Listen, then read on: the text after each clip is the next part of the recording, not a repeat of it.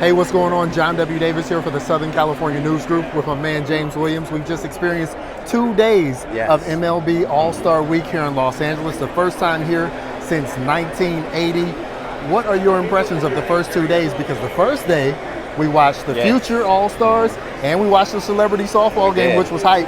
But then today, we saw the true MLBers put on a show in the Home Run Derby. Yeah, no, I think you laid it out there nicely. First of all, the Celebrity All-Star Game was a lot more fun than I thought it was going to be. The Celebrity Softball Game was a lot more fun than I thought it was going to be, especially with Bad Bunny and many others, for example. But they followed it up pretty nicely here again today with the Home Run Derby.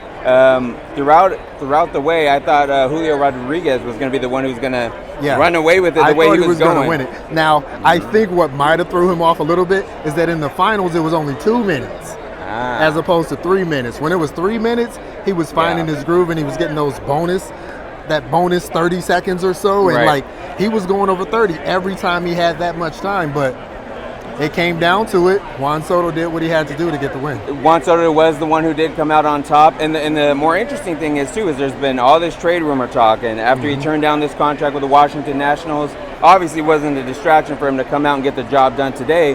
But going back to Rodriguez for a second, he was on pace for like the 90 home run record for the Derby. He ended up with 81. So maybe did he burn himself out too fast? Because I don't know anyone else off the top of my head that was getting close to that 30 range he was putting up. He had 32 in the first round.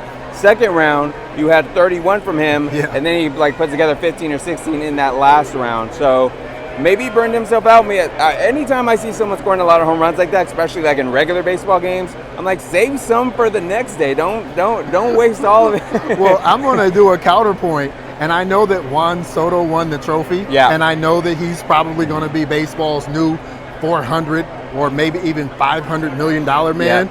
But I think Julio Rodriguez won this because this was his coming out party. Because he's up there in Seattle, he's in the Pacific Northwest. If anybody is not in the Pacific time zone, they're not necessarily able to see him play.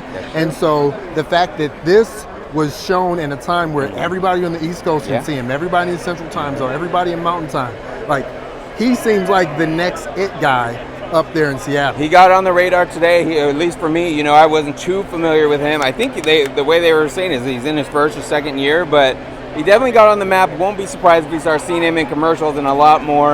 Will definitely be a recognizable face for me going forward. And so tomorrow, we got a lot planned here for Southern California News Group. We're just getting started. Honestly, this is a warm-up video, but on Tuesday, the All-Star Game, we're going to do Twitter Spaces. We're going to share a lot of the interviews that we've had with AL All-Stars, National League All-Stars. We'll probably run into a celebrity or two. We've already been running into celebrities. I just saw Wale, who's a Washington, D.C. native, hanging out, was waiting to meet with Juan Soto. Probably getting his ear a little bit and say, hey, we need you to kind of stay in Washington. I can imagine maybe there's a little conversation on that there. But again, real quick, before we kind of wrap up, I thought it was interesting. They asked Juan Soto right after the win, what does he think about his future going forward? And he said he's not thinking about it. He's a champion now. He was just going to celebrate that he was a champion. But I also thought I caught at the end there, he said, I want to win a championship for the Nationals. And I thought that was kind of interesting. So maybe it's not entirely done, but we'll see with the trade talks and where things go.